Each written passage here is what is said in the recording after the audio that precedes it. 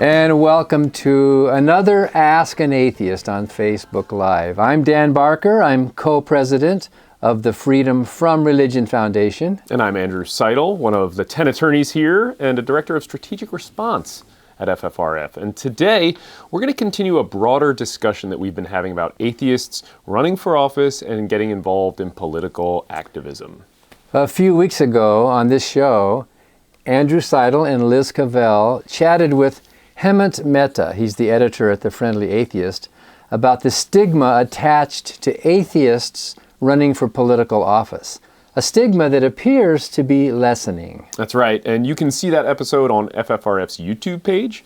You can also watch the talk that Hemant gave at the FFRF convention on this same topic. And during that discussion, we continually came back to one point, that the stigma is lessening more and more on atheists getting involved in politics.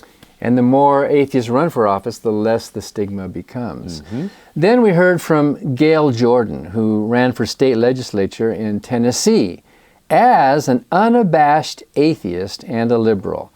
That interview is also up on the FFRF YouTube page. And this week we are going to talk about sort of the flip side of that coin, secular voters. Just after the 2018 election, Andrew, you wrote an article that said, let me quote some of it. It said, U.S. voters hit two important milestones in the 2018 midterm. First, Protestants were not the majority of the electorate. Second, as white evangelical Christians who carried Trump into office on a wave of Christian nationalism are barely maintaining their share in the electorate, non-religious people are gaining. Nones, spelled N-O-N-E-S, the nones, those who self-identify as non-religious on surveys like those conducted by the Pew Research Center, sharply increased their share of the U.S. electorate from 11% in 2006 to 17% in 2018. That's a massive 55% increase. That's right. I mean, it's really impressive. And the old adage about organizing atheists being a lot like herding cats is still true. But we are coalescing into a voting bloc, an untapped voting bloc with the raw power to carry an election if a candidate were to speak to our issues. And today, we have with us a political activist from Iowa who is working to help make that happen. An atheist voter, a winner of FFRF's Nothing Fails Like Prayer Award, a great local organizer, Justin Scott. Justin, welcome to FFRF's Ask an Atheist. Yeah, thanks for having me. Great. Well, so you viewers have probably heard of Justin's activism. He lives in Iowa, and like many Iowans, Justin has been active each election cycle. The Iowa caucus is coming up on Monday, February the 3rd, just a few days away. So. Yeah, and in the run-up to that, when candidates are crisscrossing all around your fine state, Justin likes to ask candidates of both parties questions that center on the secular movement, not only raising our issues, but also raising our profile. And I want to show the first question that I remember you asked. This was back in 2016. It was Marco Rubio. And you mentioned to me that Dan Barker and Annie Laurie Gaylor were kind of pretty responsible for this question. Do you want to set it up for us? Yeah, absolutely. First, again, thanks for having me. I appreciate everything that you two do, as well as the whole team at FFRF. So I was actually folding laundry, of all things. I was folding laundry, and I had Free Thought Radio on, and Dan, I believe, had made a joke about, well, how religious is this Marco guy? And said, I wonder if he's running to be commander-in-chief or pastor-in-chief. And it was like this light bulb just went off, and I said, I'm going to find out. So you went to talk to him? I went to talk to him. So let's show the clip if we've got it, Bruce. Atheist voter. I represent millions of atheists and non-theists around the country, one of the fastest growing voter blocs. And you said earlier that you want to stand up for religious freedom and all of that. My question is for atheist voters that are looking for somebody that will uphold their rights as Americans and not pander to a certain religious group. I just noticed your recent ad. It mentioned nothing about policy. It mentioned nothing about ideas. And it simply talked about wanting us to follow faith and find God and go to heaven and things like that, which is fine for those people that align with you. My question is, how do you plan on upholding our rights and focusing on non-theists? And you know, because there's talks in our community about you running as pastor-in-chief instead of commander-in-chief. So I'm curious your thoughts. Well, first of all, As I said during my speech, you have a right to believe whatever you want. You have a right to believe in nothing at all. You most certainly have that right. By the way, I'm a Christian. I can't force you to be a Christian. Christianity is a free gift. We Christians believe that salvation is a free gift that has to be willfully accepted. I can't force it on you. So you have a right to believe whatever you want, and I congratulate you on believing whatever you want. I'm going to share my faith, especially when I'm asked, because my faith influences who I am in every aspect of my life. First of all, I believe you can't really understand America unless you don't understand. If you don't believe that Judeo-Christian values influenced America, you don't know history. I have a little something to say about that last point. I read a whole book on that point, but I'll skip it for now. He's just 100% wrong. Of course, he didn't actually answer the question. You asked him, what are you going to do for us? And instead, he turned it around to just preach at us, like, kind of condescending. And voters in that room ate it up. And then later on, voters around the world ate that up, and he ended up trying to benefit off of it. So, but I was happy to do it, and I was excited about the opportunity to raise the visibility for atheist and non-religious voters. Because if nothing else, it shows that we're here. Mm-hmm. Absolutely. Regardless of that. Absolutely. And that really is important. So there was coverage about this all over the place, including in Time magazine and in the New York Times and in Fortune. Dead State, Associated Press, The Guardian, Religion News Service, World Religion News, The Christian Post. So that little video pretty much sparked something, didn't it? Yeah, and I mean, it was just the beginning of your activism. It was mind-blowing. I mean, I hadn't even gotten to the vehicle to drive home, and all of a sudden my phone was just exploding. And so, like I mentioned, not to pick on that campaign, but then they downloaded the video, re-uploaded it, tried to make it their own. They tried to send out an email looking for fundraising off of it, and I went, wow. Like, can't you just answer my question? Maybe just talk to atheist voters. But it definitely inspired others to get out, which is was exactly what I wanted. So he wasn't really talking to atheist voters. He's talking to his base. He's trying to get them to vote for him because he's not like you, wearing a T-shirt like that or a sweatshirt like that on there. So we have to point out, of course, that the Freedom from Religion Foundation is non-partisan. We are equal opportunity. We'll criticize members of all parties if they violate state church separation. But this year, you're only getting Democrats in Iowa because that's the only primary that's happening. So one question I loved was when you asked Elizabeth Warren about a secular outreach director. All righty, tell me your name. Yes, Justin Scott. Hi, Justin Scott. How are you? My knee. I'm good. How about you? Doing good. My knee's a little sore. Your knee's a little sore? I'm sorry to hear that. It's been going on for a long time. Right. I am a lifelong Iowan, and I am also an atheist. Okay. Any atheists in the room? Woohoo!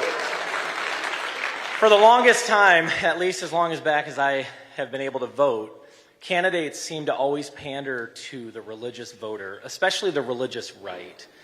There is a huge opportunity in this election for some candidate or all the candidates to harness the power of the atheist voter. Last estimates, there's about 80 to 100 million of us that are unaffiliated with a political side, if you will. I'm curious today if you're willing to commit to hiring a secular outreach director. Many campaigns will hire a religious outreach director. I think it would be fantastic for our country to bring all voices in, to bring all voters in. So that's a really interesting question, Justin. I hadn't thought about it exactly for any, because I haven't done either one. Loved this exchange for a couple different reasons. I mean, first, or last, I guess, you can really tell she's thinking about it. Oh, she was totally caught off guard. Yeah, but it was, you could see the wheels turning. If anybody wants to go rewatch that, this is an idea that she's working with immediately. And I really loved in the run-up to the question when you asked, are there any other atheist voters here? And you can see in that wide camera angle, a couple different hands go up, and there's a nice round of applause, which I think probably threw a lot of people for a loop. They're not expecting that. Right. Because a lot of the conversation's always about healthcare, and rightfully so. Healthcare, climate change, all these really, really top-level issues. But I started doing that after I got a chance to speak up for Muslim Americans. When President Trump did the travel ban, I got to represent atheist and non-religious folks. And I just thought at that moment, let me just ask how many people are either an atheist or know an atheist. And these hands just skyrocketed. And so now whenever I get a chance, I try to do that. And I challenge the viewers at home, if you have a chance to do this, ask that question first. Did you know that before you asked Elizabeth that question, that there were others in the room? No, but what you do is you imagine there has to be. Yeah. And because it never gets brought up, take advantage of that. Yeah. If you got the microphone, do it. What are they going to do, kick you out? Well, and you were very well composed and articulate. You must have kind of thought through what you wanted to say, but it sounded very natural. I try, and I am guilty of always talking way too much beforehand because I want to give the context. Like there, she had no idea what a secular outreach director was. Nobody knows what that is. We don't have it. It has not existed. So if we can kind of build up a little bit of the background first, then you get that, wait a minute, type of moment from these front-running candidates. But do you think the politicians and the candidates view us secular voters as something of a cohesive block? You know, churches, pastors can get up in the pulpit, here's how you should vote. But do they see us as a cohesive thing or what? They can, but that's illegal, remember? Oh, I know. I know it's illegal, but they do that. They do it, yeah. Yeah. But I mean, the candidates probably view the churches and the pastors as commanding some kind of a block, right? Do we have a block, or are we just a bunch of scattered free thinkers? Here's the opportunity that we have, and this is what excites me, is that we get to define that right now. Yeah. We get to control that narrative before it's even been set for anybody else. So we get to, in the next couple of elections on all levels of government, say, we are a voting block, and you should care about us, and this is why. We just need more people to do it. That's the end of the story. It can't just be a top-down approach. We can't have groups like Freedom from Religion Foundation saying, we're going to carry the torch and hopefully something else will happen. It needs to come from the ground up. But we're not political, so we can't get up like these violating pastors and tell our members, here's how you should vote. But we can at least encourage voter turnout. And absolutely, and activism leading up to it. Even in my role, even before I took on the title of state director, it was always nonpartisan. My goal is not to push an agenda, not to push a certain candidate or political party. It's to get atheist and non-religious voters to say, we exist, we matter, and here's why. Yeah. And what happened after that question? Because I know that's been an ongoing conversation since you asked that question, secular outreach versus interfaith outreach. And yeah, it was awesome because Elizabeth personally directed me to her Iowa team, which was encouraging. And since then, I've stayed in contact with them, giving them ideas, telling them, like, obviously, I'm not here to support your campaign in my role, but if I can support giving you an opportunity to connect with us in a way that's never been done before, I just need the campaign to take the challenge on. I mean, so by asking that question, there is now a secular voice essentially inside that political campaign. Here's what's promising is that I'm getting text messages and phone calls saying that the national team is talking about it. They're talking about me, they're talking about the activism, they're talking about the secular outreach idea, and that's encouraging. Because once one of the front runners does it, every other candidate's going to have to follow. Yep. Do they know that the nuns are growing? Well, if they don't, they should fire their campaign directors and find somebody that knows that. Now, I want to show another clip, too, because you do get some great answers, and you got a very quotable answer from Julian Castro, who has since dropped out of the race. But let's take a look at that exchange. I am curious if you can speak to the Latinos around the country and around the world that are giving up on religion, that identify as non-religious, or even the scary word atheist.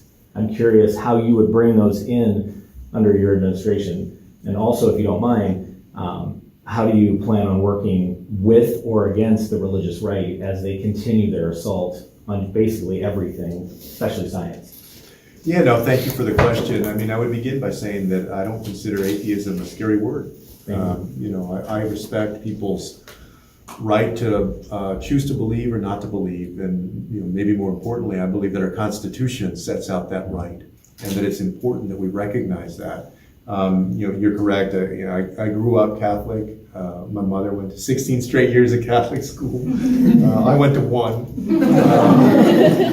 and that was enough. I went to 1 year of Catholic school. That was enough. And that was enough. But I mean, right there, having a politician at that level say, I don't consider atheism a dirty word or scary word. I mean, that's huge. And it goes to what we were talking about in the intro, what we were talking about with Hemant and what we were talking about with Gail Jordan, lessening that stigma on atheists. And you're doing it from both sides in that exchange, which I just really loved. You know, in my 4 years of activism directly with presidential politics, he gave probably one of the best and most heartfelt answers out of any candidate that I've ever talked to. And it's unfortunate that he wasn't able to continue on that, because then I would have had more opportunities to build on this. But it's answers like that, especially with the twist about Hispanic and Latinos, especially those that vote, that might also identify as atheist. It's such an important little nugget of that whole conversation that needed to be talked about, that never gets talked about. So another candidate might have answered that question completely differently. Especially in 2016. Yeah, and yet he's do you think he was being overly diplomatic, or was that really heartfelt? You know, I have to take him at his word. Yeah. It's my job as an activist to get the information out, to get those opinions out, and then let the public decide. Yeah. And the best way to do it is to follow up. If you don't think it was genuine, go to his next event. Yeah. You know, ask him another question.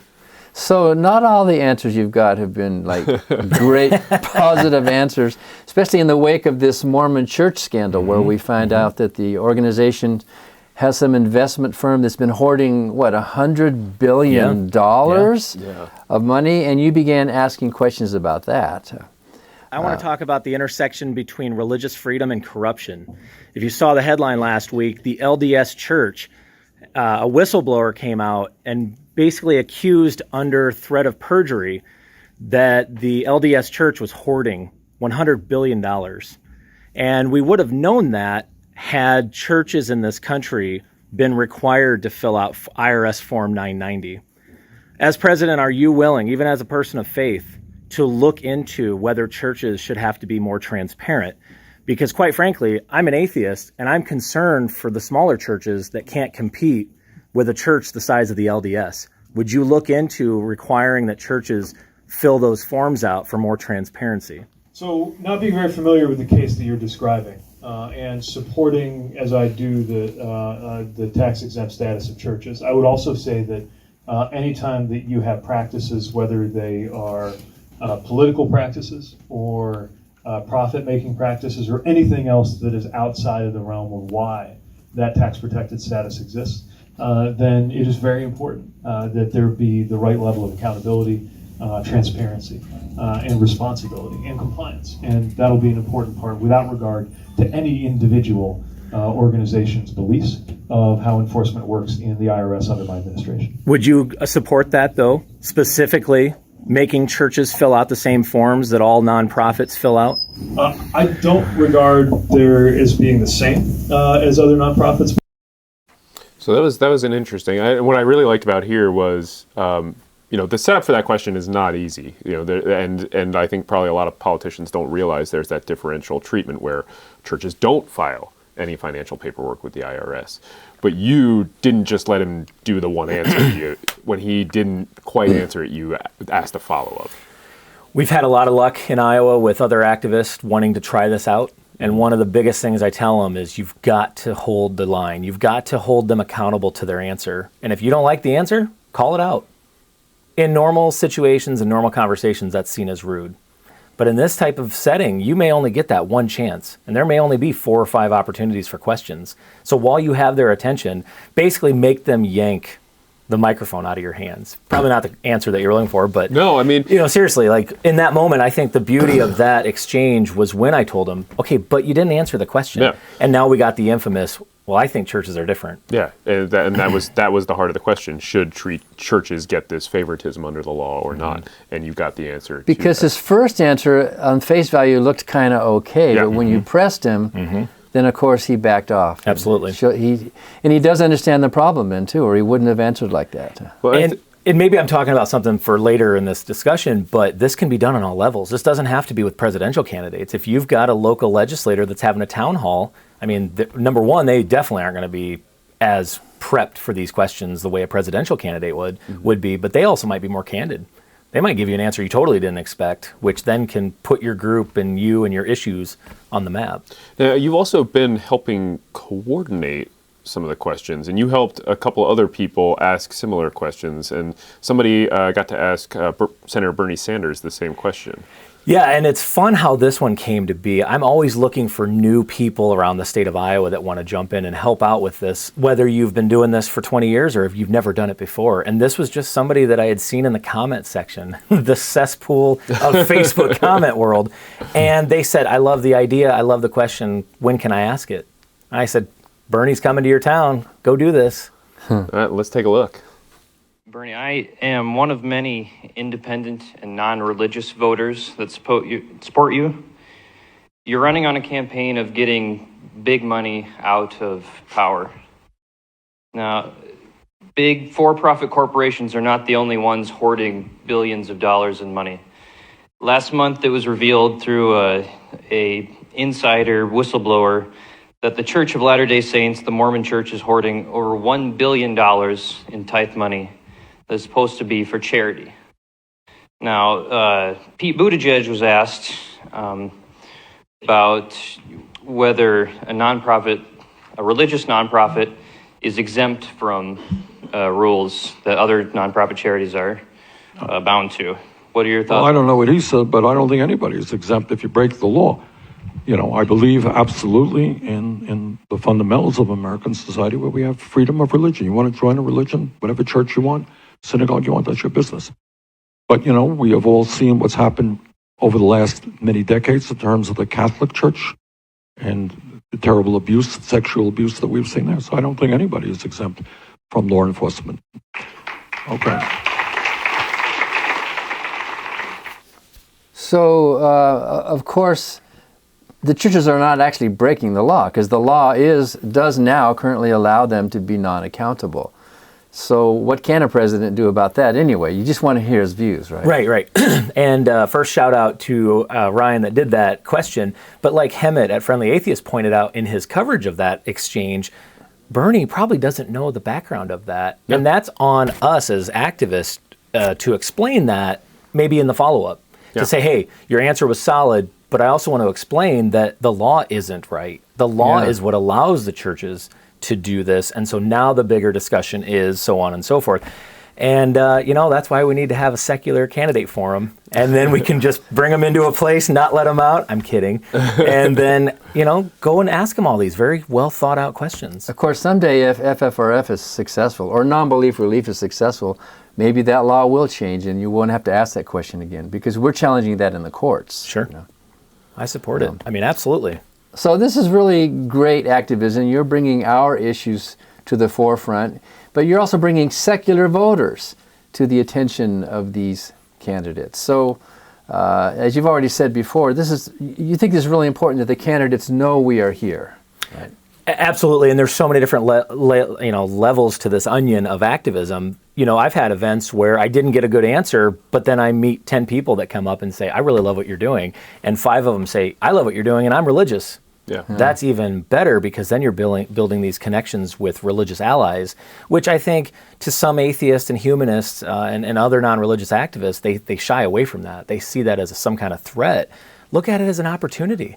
Imagine somebody going up and saying, I'm a Catholic priest or I'm a Lutheran pastor and I'm concerned about these issues. All of a sudden, it doesn't have to fall on you as the one atheist in the room to carry these questions on. Because most denominations, I think, at least on paper, support state-church separation. And sometimes when we take a lawsuit, some of the plaintiffs who sign on are actually believers, Catholics, Protestants, Jews, Wiccans, and whatever, Unitarians, who also agree with keeping state and church separate. Yeah, absolutely. And another opportunity that we're enjoying in Iowa that I hope we build on is bringing more diversity to the face of what an atheist, what a free thinker, what a humanist looks like.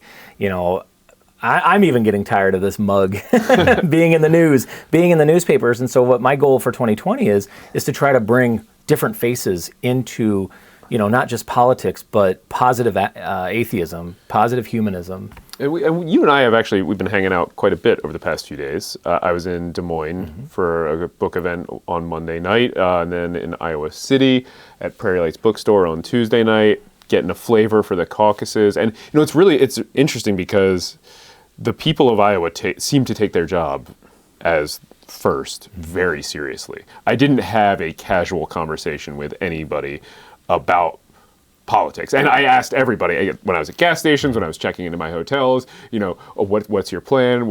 And everybody seemed to take their role and responsibility very seriously. But there's no reason we have to limit this to Iowa, right? Oh, absolutely not. And that's another goal for not only myself, but for the entire atheist, secular, humanist community is, can we take this blueprint that we're trying to lay down in Iowa and repeat it, replicate it in New Hampshire, then take it out to Nevada, take it to South Carolina, and all the states that are on Super Tuesday.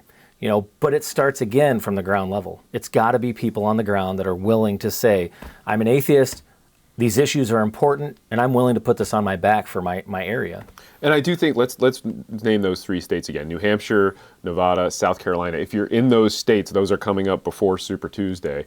Can people reach out to you if they want advice on how to do this? And absolutely, and I'm willing to take phone calls, do video chats. If you want to fly me out, I'd be happy to take a flight.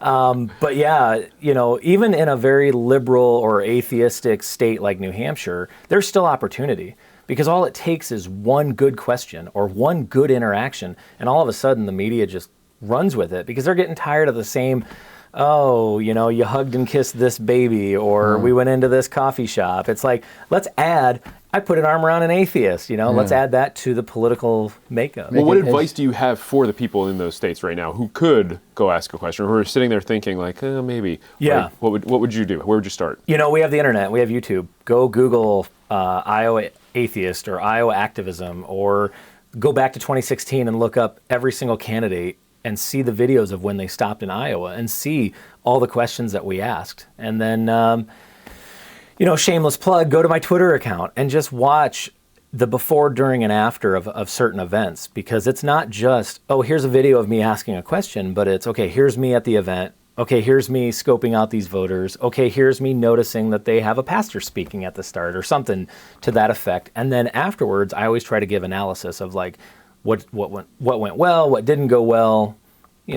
I'd be more than happy to help out, advise, consult. This has got to be all hands on deck. This can't just be limited to one group, one state. It's got to be everybody. Yeah. And the one thing that I really like that you did is when you asked the question, you asked that, I'm an atheist, any other atheists here, I would really encourage people to, if they are going to do this, make sure to work that one in. I think that was killer. And for anybody that's scared, in 2016, there was one day that stands out where I went to a Bernie rally in the morning and a Ted Cruz rally at night.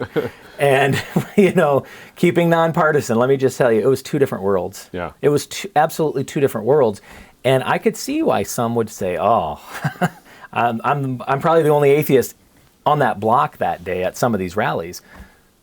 There was nobody with pitchforks. There was nobody coming out to get me. But there are atheists in the Republican Party. There had to be some. Absolutely. And that there's probably some that's standing at that event going, whoa. Yeah. So what? Do you have advice for people who are thinking about doing this but are scared? Take a deep breath and just realize that in 2015 actually, I had no experience doing this. Yeah. Literally, I just had a smartphone and like the will to do it. And I just went out to a pizza shop, and it was Rick Santorum. So it wasn't some, very supportive candidate for our cause. It was Rick Santorum, a conservative Christian. And, it worked extremely well. And I think politicians love the attention too. So the minute that you put a camera in front of them. Well, they want your vote. You're a citizen and you're a voter, and they're there because they want you. Right. You're the important person in that room. Right. And, I have to add, Rick Santorum walked into the pizza shop and there was like nobody there. So he literally went booth to booth to booth thinking that those were the people there for them. And these people are like, I'm just here for pizza. So that was 2016. How has your strategy shifted over the 4 years where you've kind of been doing this and learned? Or maybe even the shift in the political landscape? Great question. So for the activist that's more involved, more experienced with this, look at it as more of a networking opportunity. Mm-hmm. Network with the media that are there. Network with the other voters, whether they're atheist or not. Try to push your issues as being under the umbrella of these affect all Americans, not just atheist Americans. The Johnson Amendment's a perfect one. There's so many pastors I run into that don't even know what that is. And that's unfortunate. And it's actually scary. So you'll go to these events and they'll say, yeah, I'm a pastor for this candidate. And you'll say, oh, cool, hey, what do you think about the Johnson Amendment? And it's just blank stares. They don't know what that means. And so even you just being there, even if you don't get to ask a question, find the opportunity, make that event a positive. Now, we got some audience questions. I have just one side question. Then we can go to the audience. Go ahead. Yeah, we can keep asking. So every 4 years, Iowa is in this huge spotlight, right? And then the caucuses happen, and next week, after all this attention and all the candidates leave, do you feel kind of deflated, or like, what do you do after that? It'll be a little bit of relief. My wife and kids won't be used to having dad at home as much, but and I would be in trouble if I didn't say thank you to my wife for being amazing and getting me out the door this morning. But no, I think I just am going to pick right up where I left off, because I've got to think bigger than that. I got to think bigger than just Iowa, because this race isn't done until November. And so, let's put people in other states. I mean, if you're in a neighboring state and you're willing to come into a different state, you'll get labeled a plant, but, run with it. Whatever, can't hurt. Just made me think of one more question before we get to the audience. Is there a threshold that you have, for instance, like you won't go to a candidate if they're not popular enough or something, or you'll go to do anybody? A lot of it comes down to, okay, who are the front runners? Because obviously the front runners are going to have more media, which means they're going to have more people, which means for us it's more bang for your buck. But the Rick Santorum event essentially got this whole thing started, and at the time he wasn't trending anywhere. And with Marco Rubio in 2016, I want to say he was in 4th or 5th place. But that's the moment that just went super viral. I mean, literally, not only did his campaign download it, but then also, I believe it was Megyn Kelly, when she was on Fox News, had Marco on it. And part of their second or third segment was to talk about this exchange, which is just fascinating. Wow. Here's this interaction by some atheist in Iowa getting on Fox News. So, did you record the Santorum one? Yeah. Oh, you did. And I'll admit, too, I was really scared at that one because I had never been to an event before. So I'm literally hiding my phone behind a glass of pop, and I'm thinking they're going to kick me out. And it was anything but. Yeah. I mean, they want people to They wanted it. They want this stuff to go on. It was pretty Twitter. entertaining because he kept grabbing chicken off the buffet. So he's literally eating chicken while I'm asking the questions. So I just have fun with it. I mean, if you mess up a question, who cares? I mean, have fun. Yeah, because you're there. So Harris Foster asks, what sort of responses do you get from other members of the audience when you ask the candidates these questions? Great question. Thank you, Harris, for that. If you go back to the Elizabeth Warren one, I wanted to put in a plug about how many unaffiliated atheists there were, and I said, let's harness the power of them. If you go back, you can hear some guy snicker at me during the question. You're going to get that. It's going to happen. Just roll with it.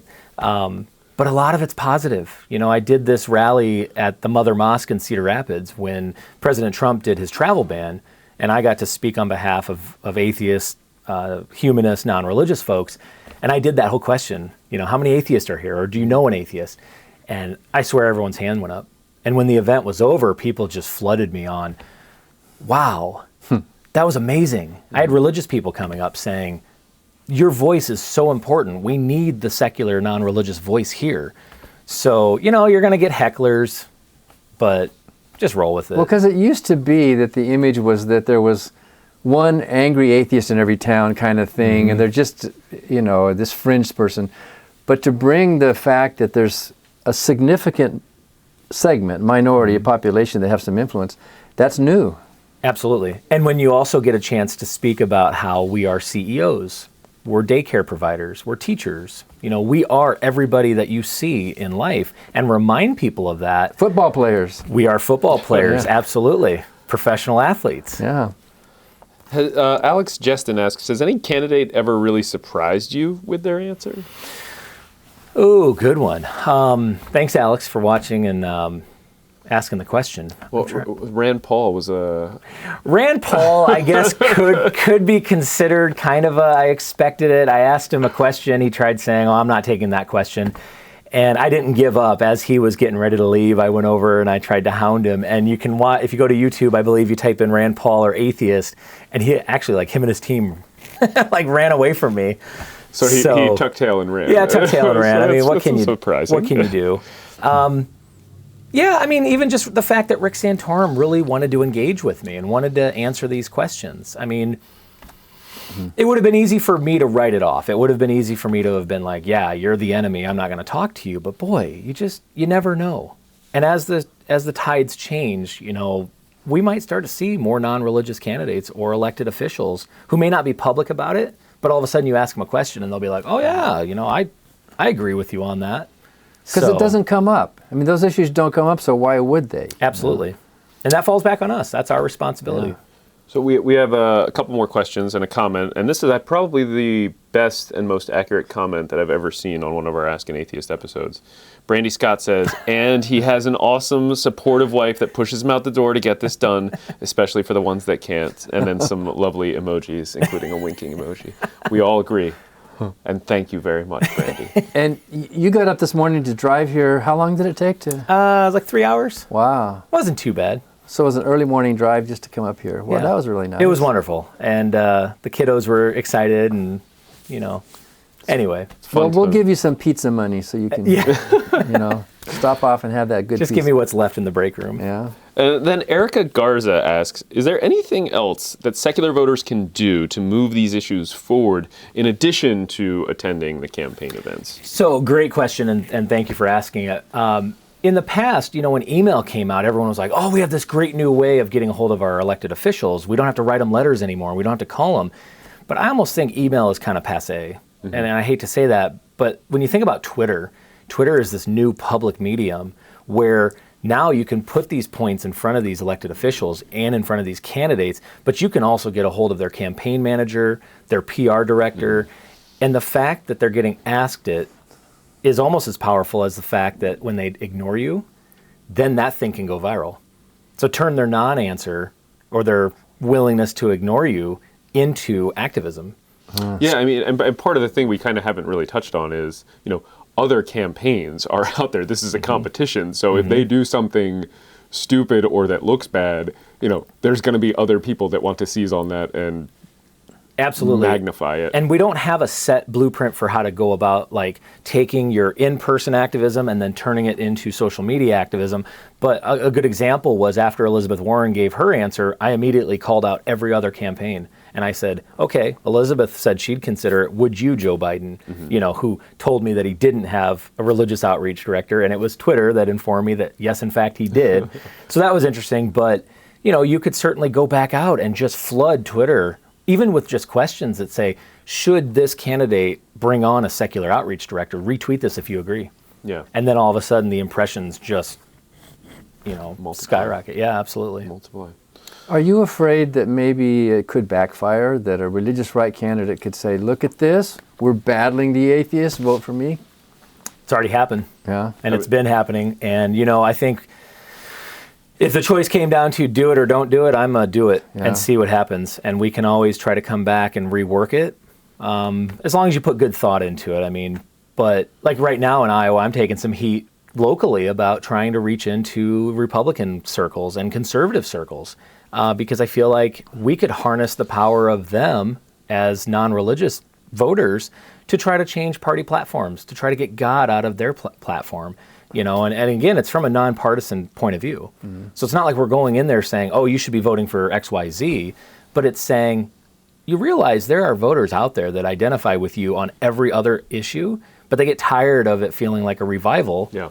At these campaign stops. Well, and it kind of goes back to what we were talking about at the beginning. There is this raw power, this voting bloc that's starting to coalesce, and it's completely untapped. And if you have people out there who are trying to demonize us, in a way, they're building up this bloc that is as yet untapped as an enemy, and it's gonna be a feedback cycle in a way, and also work to raise us. So I don't necessarily even see a downside to that happening. If we have enough time, I have two quick anecdotes I want to share. Number one, when I was at CPAC in Washington, D.C., it was crazy, the divide. You'd have everyone probably about 45 or 50 and older, staying clear away from our booth, what are you here for? And then the young people just relished it.